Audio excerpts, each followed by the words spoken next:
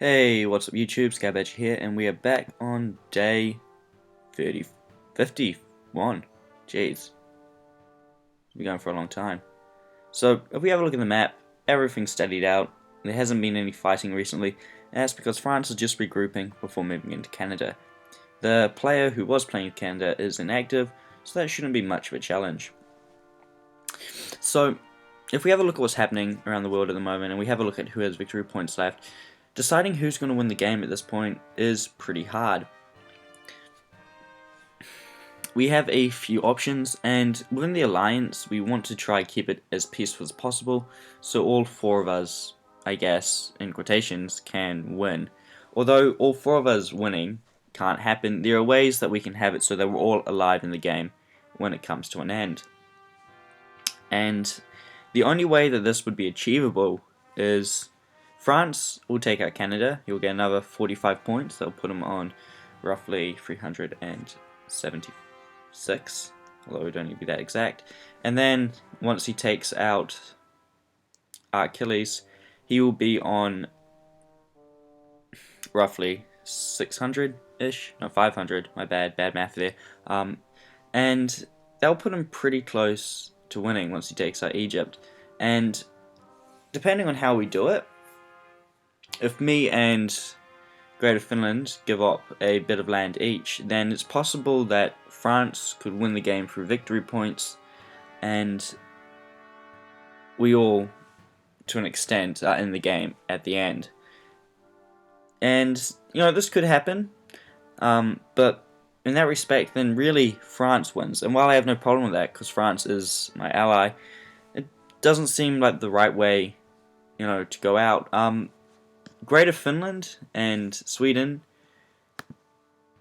want to take a bullet for the team and, just let the other one take out the other so that there would be 3 players and we can retire.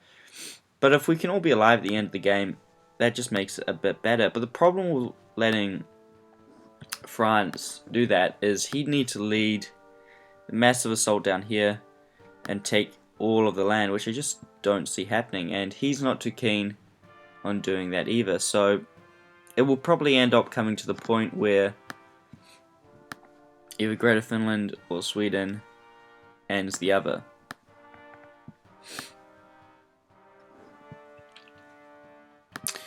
So with that out of the way, we can have a look at what's happening. I've flown these aircraft back to, near to base, near to England, so I can send them some reinforcement aircraft and get them back up to a little more fighting stance. I've researched my aircraft quite a bit, and I now have max level interceptors, and I'm gonna have I'm gonna have max level tactical bombers pretty soon,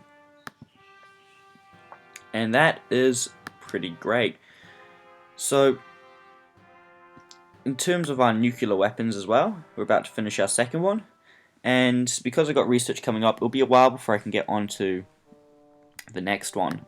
So I'm just going to come down here anyway, and seeing I won't be able to produce that bomb, start producing more commandos. Commandos are pretty good now, very good unit, but they cost a lot more, double the rear. I've also been working a little bit on our rear economy, so that we can produce more nuclear bombs and we can keep up with that sort of game in the area. And I've also had a little bit of problem with money over the last few days because I've been researching and upgrading so many buildings that got a little bit low, so I'm going to have to be careful how I spend it. So that's really about all there is to go over today. Not much has happened, so I'll see you again in the next episode.